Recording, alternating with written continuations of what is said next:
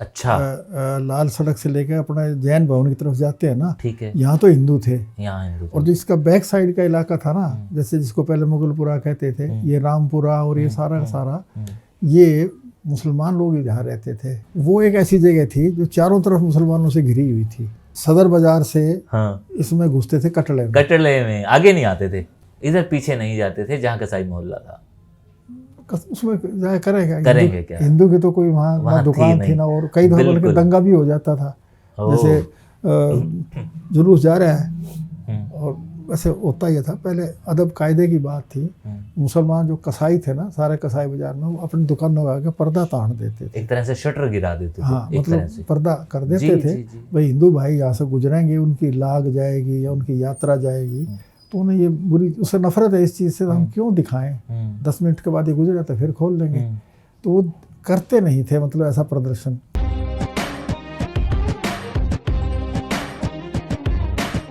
नमस्कार जी, मैं आज फिर से भूप सिंह राजपूत साहब के साथ, और इस बार हाँसी के हवाले से हम कुछ गुफ्तगू करने वाले हैं।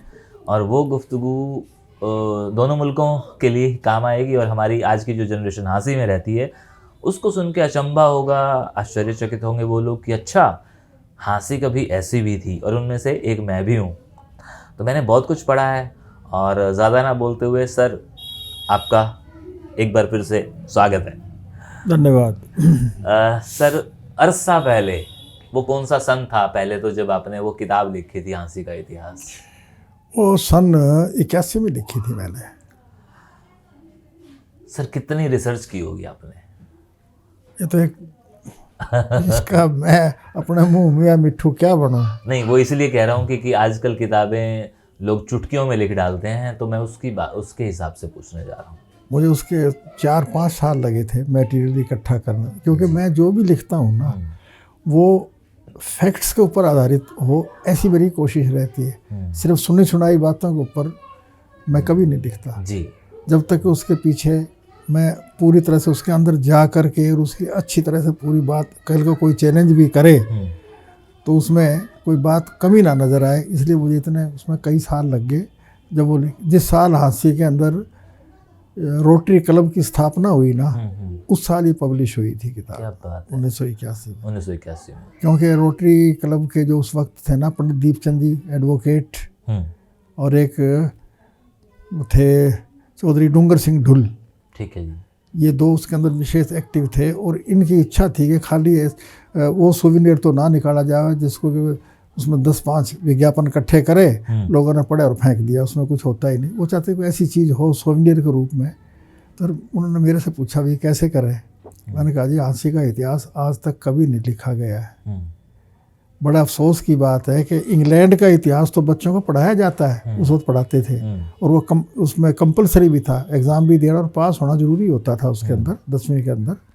लेकिन उनका हाँसी का इतिहास के बारे में कोई जिक्र है ही नहीं। तो बोला अभी लिखा है कौन? मैं लिख दूंगा। ठीक है, ओके।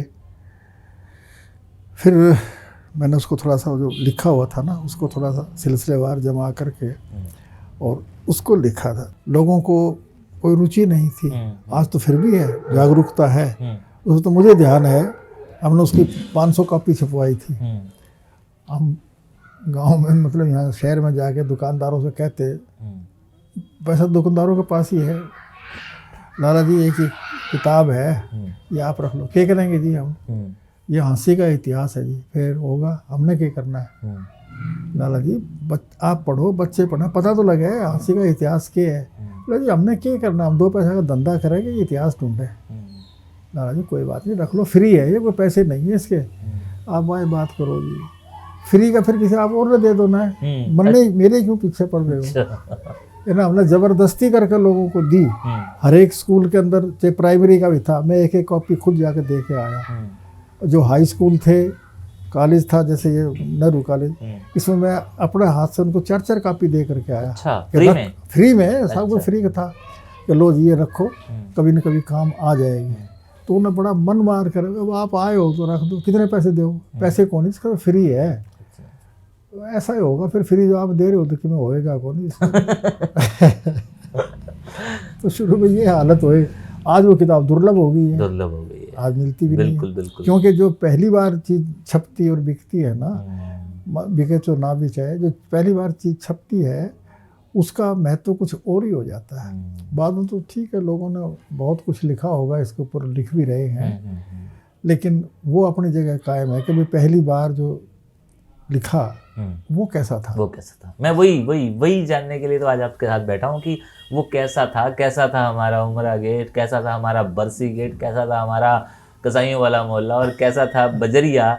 तो यहाँ से अगर आप फ्लैश में जाएं, आप अपने बचपन को, क्योंकि किताब भले आपने बाद में लिखी लेकिन उसकी स्मृतियाँ तो बचपन से आपके जहन में कैद थी, तो मुझे ज़रा सा आप बताएं कि जो ये सब्जी मंडी है जो अब यहाँ से जा चुकी है, जो खाली पड़ी है, ये वाला इलाका सुना है कि ऐसे ही बस दलदल तो नहीं लेकिन तालाब सा कुछ था, ऐसा कुछ?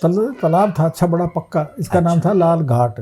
लाल घाट, हाँ, मतलब ये लाल पक्की ईंटों से, जो भट्ठे की होती है ना, उनसे बना हुआ था। मैंने देखा है, इसकी पैड़ियाँ भी थी अंदर उतरने के लिए, चारों तरफ से पक्का बना हुआ था ये, लाइक ए सरोवर, मतलब लोग नहाते थे ऐसा? हाँ, लोग नहाते धोते थे इसके अंदर, और भेड़ बकरियां पानी पीती थी, आदमी पी लेते थे। अच्छा, इतना साफ सुथरा? बहुत साफ पानी था, गंदगी का तो पता ना, लोग पानी के अंदर पेशाब करना, कुरला करना पाप समझते थे। इतना पवित्र था? इसको नहीं, सारे जितने भी थे ना तालाब के अंदर, कहीं भी टट्टी के हाथ धोना, पेशाब उसके अंदर कर देना, ये तो सभी लोग पाप समझते थे, कोई करता ही नहीं था इस काम को। तो अच्छा, चलती नहर में भी पेशाब नहीं करते थे, नहीं भाई जल देवता है। वाह वाह वाह। तो ये जो लाल तालाब हुआ, लाल घाट, इसके घाट 4 घाट बने थे चारों तरफ इसके। ठीक है। और जैसे हर की पैड़ी है ना, ऐसे पैड़ियाँ बनी हुई थी बाकायदा, और इसमें पहले तो कहते हैं 4 बुर्ज थे, 2 तो मैंने भी देखे हैं, इसके कोनों के ऊपर बुर्ज बने हुए थे, ईंटों के थे पक्के लाल, इसी वास्ते इसका नाम लाल घाट था। ठीक है। और वैसे तो हांसी के जितने भी गेट थे ना, हर गेट के बाहर एक तालाब होता था काफ़ी बड़ा। अच्छा। और उस तालाब के अंदर क्या था कि शहर की बनावट ऐसी थी कि यहाँ जो पानी बरसता था ना बरसात में, निकलने का दरवाजों से ही बाहर जाने का रास्ता था, और कहीं से वो पानी निकल नहीं सकता था।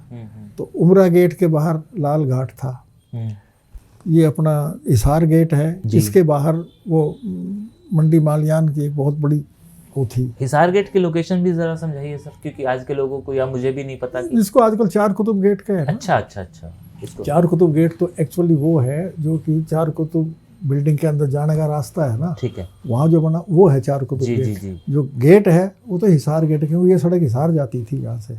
ये अपना गुसाई गेट था, इसके बाहर ये था अपना क्यामसर था। अच्छा, यहाँ से ले गए वहाँ तक लेट हो जाता, हम उसमें खेला करते छोटे। अच्छा, कोई दुआ नहीं थी। और ये अपना दिल्ली गेट है, इसके बाहर अमटी थी तालाब। ठीक है।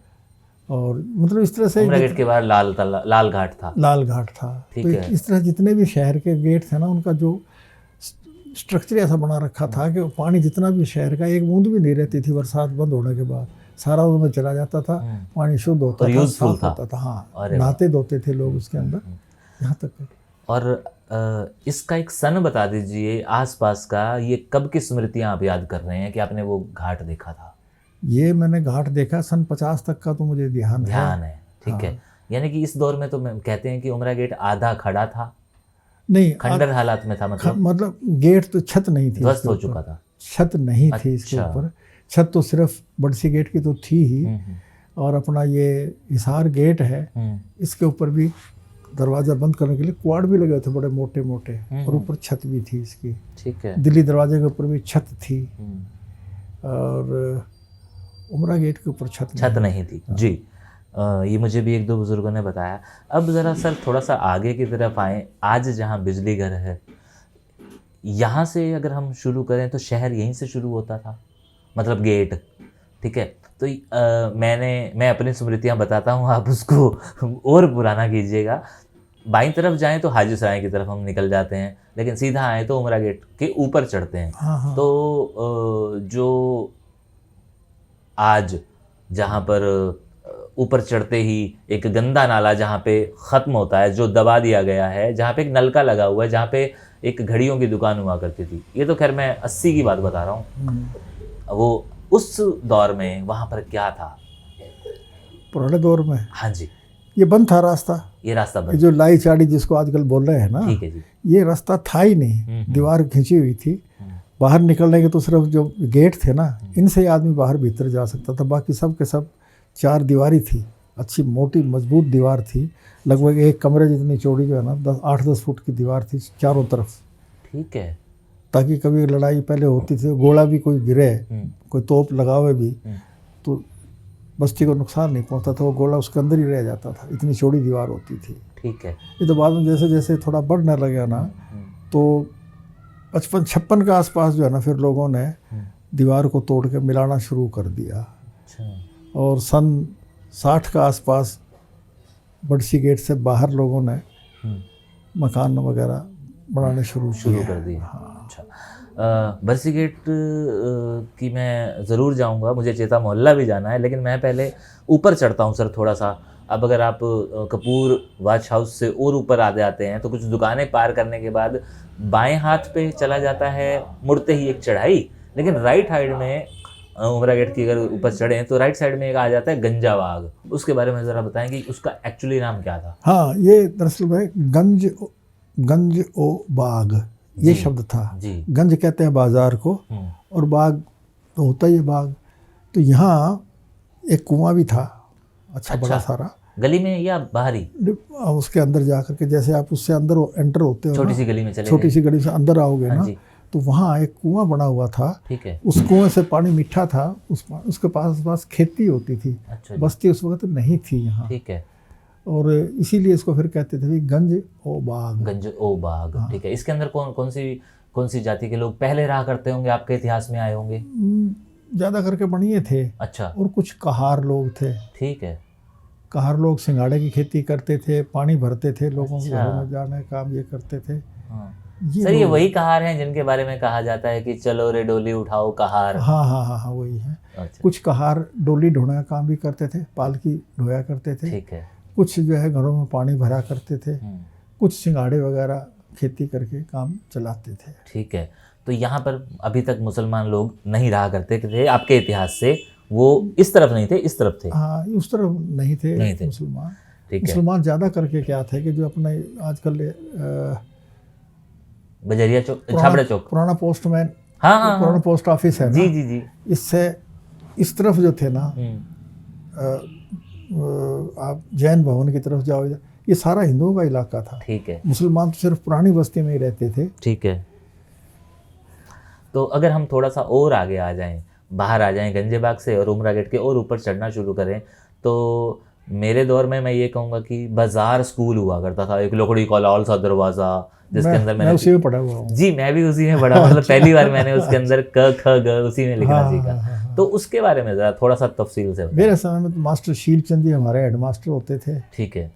और ये म्यूनिसिपल स्कूल होते थे। ठीक है। यानी कमेटी के अंदर होते थे, जो म्यूनिसिपल कमेटी है ना, हाँ, वो इन स्कूलों को चलाती थी। हाँ। अपनी मर्जी से वही भर्ती करते थे मास्टरों को। ये स्कूल था या सराय थी? इतना बड़ा गेट था सर इसका? ये मतलब जहाँ कोई सुननी जगह होती थी ना, वहाँ स्कूल खोल देते थे। अच्छा। ये वैसे किसी का नोरा था, अच्छा, बढ़िया सेठ का। वो असल में मतलब स्कूल खोलना है, अपना ले लो जी, कोई बात नहीं। तो ये लाल क्यों था सर?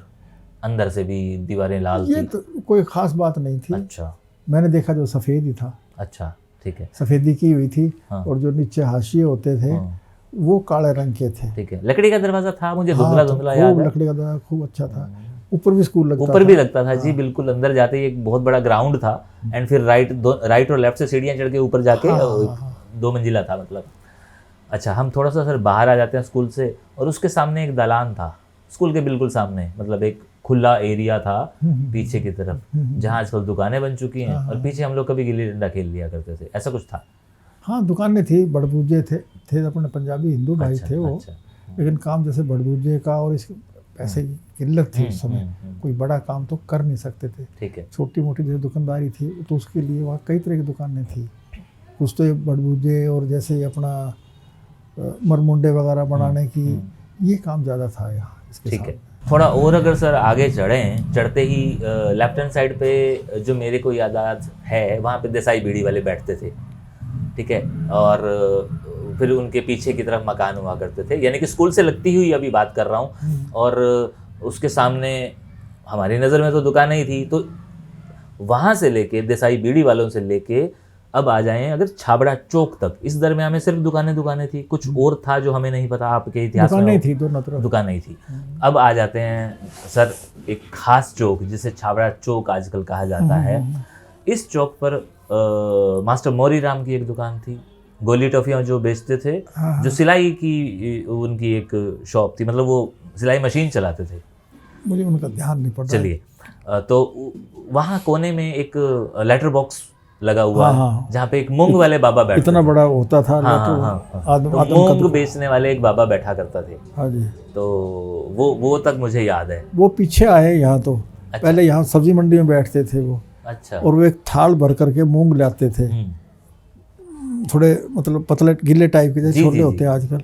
और एक वो कचौड़ी बनाते थे, वो कचौड़ी बड़ी मशहूर थी। अच्छा। 2 पैसे की एक देते थे, हथेली जितने साइज की होती थी। हाँ।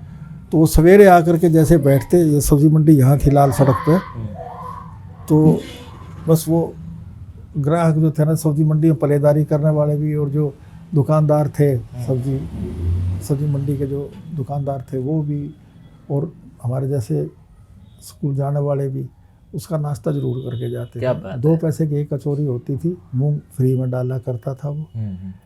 उस जब वो बूढ़ा हो गया, उसका मकान था यहाँ अपना, समझो आप चेला राम जी का जो गुरुद्वारा है ना, उससे जो बजरिया की तरफ आती है ना, ठीक है, यहाँ उसका मकान था। अच्छा। तो उसके बाद उसका भतीजा था, उसने कुछ दिन काम किया, फिर उसने थोड़ी उसकी महंगाई होने से कीमत बढ़ानी शुरू कर दी। 2 पैसे वाला था, फिर 3 पैसे हुए, 4 पैसे एक कचौरी।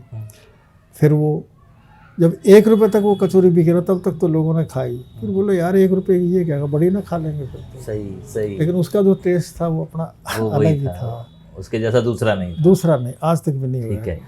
अब अगर हम उस कचौरी में, उस गली में खड़े होकर कचौरी खा रहे हैं, तो एक बार गली के अंदर चलते हैं। उस गली के अंदर 8 या 10 मकान ही है, जिस मकान के अंदर संतोष कुमार दित्तूराम परिवार रहता है, जिसका जिक्र होता है कि उस परिवार के लोग तो कुतुबपुर से आए हैं, लेकिन जिस घर में वो रहते हैं वो लोग आज भी अपना घर याद करते हैं, जिसका हवाला मैं दे चुका हूँ ऑलरेडी वीडियो में।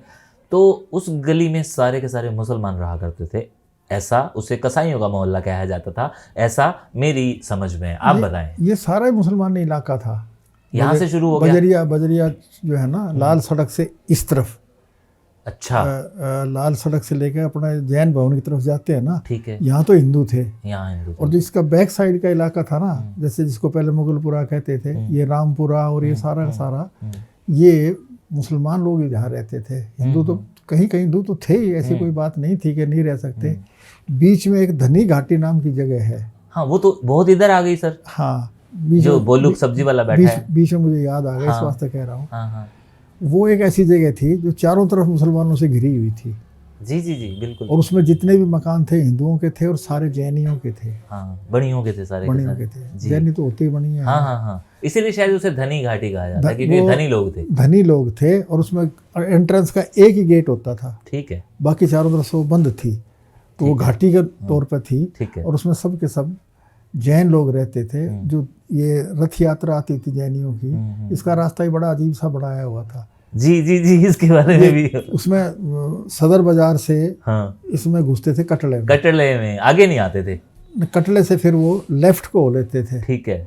लेफ्ट में दड़ा बाजार के ऊपर चढ़ करके, और जो ये बजरिया चौक से आगे रास्ता जाता है ना धनी घाटी की तरफ, फिर वहाँ धनी घाटी में जाते थे। तो अंदर जाने का रास्ता था नहीं, घाटी भीड़ी सी थी। उसके बाहर से जो था ना, वहाँ वो खड़े होते, और जो उनकी औरतें आदमी थे वो आगे पूजन करते थे उसका, रथ यात्रा का। और उसके बाद फिर वो वापस लाल सड़क पर चढ़ जाते थे। ठीक है। जाते थे, इधर पीछे नहीं जाते थे जहाँ कसाई मोहल्ला था। उसमें करेंगे क्या? हिंदू की तो कोई वहाँ दुकान थी ना, और कई दफा बल्कि दंगा भी हो जाता था। जैसे जुलूस जा रहा है, और वैसे होता ही था। पहले अदब कायदे की बात थी। मुसलमान जो कसाई थे ना, सारे कसाई बाजार में, वो अपनी दुकान लगा के पर्दा तान देते थे, एक तरह से शटर गिरा देते थे। हाँ, मतलब पर्दा कर देते थे। भाई हिंदू भाई यहाँ से गुजरेंगे, उनकी लाग जाएगी या उनकी यात्रा जाएगी, तो उन्हें ये बुरी, उससे नफरत है इस चीज़ से, हम क्यों दिखाएं। 10 मिनट के बाद ये गुजरे तो फिर खोल लेंगे। तो वो करते नहीं थे, मतलब ऐसा प्रदर्शन। लाग में जो थे ना, हिंदुओं की जो थी, जो यात्राएं थी रामलीला की, वो भी कटले में से होकर के अंदर चली जाती थी, बिल्कुल। और कटले से फिर वो धनी घाटी नहीं जाती थी, बल्कि राइट साइड को हो जाती थी, जो आज़ाद चौक बना हुआ है ना आजकल, वहाँ आकर के फिर वो इस पे लाल सड़क पर चढ़ जाती थी। आप बिल्कुल, आपकी बात से बिल्कुल मैं इत्तेफाक रखता हूँ, क्योंकि मैंने कल ही जब मैंने इनसे बात की, संतोष जी से, उन्होंने ही मुझे ये वाली बात बताई कि बेटा जब पंचायती रामलीला वाली लाग उधर से निकलती थी ना, वो सीधा आती आती आती आती आती आती पहला जो कटड़ा आता है, कटला आता है, और छाबड़े चौक से पहले वाला, उसके अंदर घुस जाती थी, हाँ, उसमें उसके रास्ते से निकल जाती थी। तो ये वाली बात आज आपने जो बताई है, ये बिल्कुल और पुख्ता हो गई है। तो अब आ जाते हैं थोड़ा सा सर, हम थे अभी उस कसाई मोहल्ले में थे, अब हम थोड़ा सा और आगे आते हैं तो राइट साइड में बद्री एंड लेफ्ट, उसके साथ में चौथू चाय वाला एंड मदन चाय वाला। ये तो मेरी पैदाइश और उसके वक्त की बात है। ये सारा बाजार, यहाँ से हम चलना शुरू करें और बीच में जो मस्जिद आ गई, जो गुरुद्वारा है, जो बाबा बंदा बहादुर का छोटा गुरुद्वारा है, ये सारा बाजार आपके हिसाब से कसाई मोहल्ला हुआ? कसाई मोहल्ला था पूरा का पूरा। ठीक है। अब इस पूरे बाजार को हम लोग क्रॉस करते हैं तो और आगे आ जाते हैं तो अवतार पराशर जी वाली गली आ जाती है जिसमें वो रहते थे।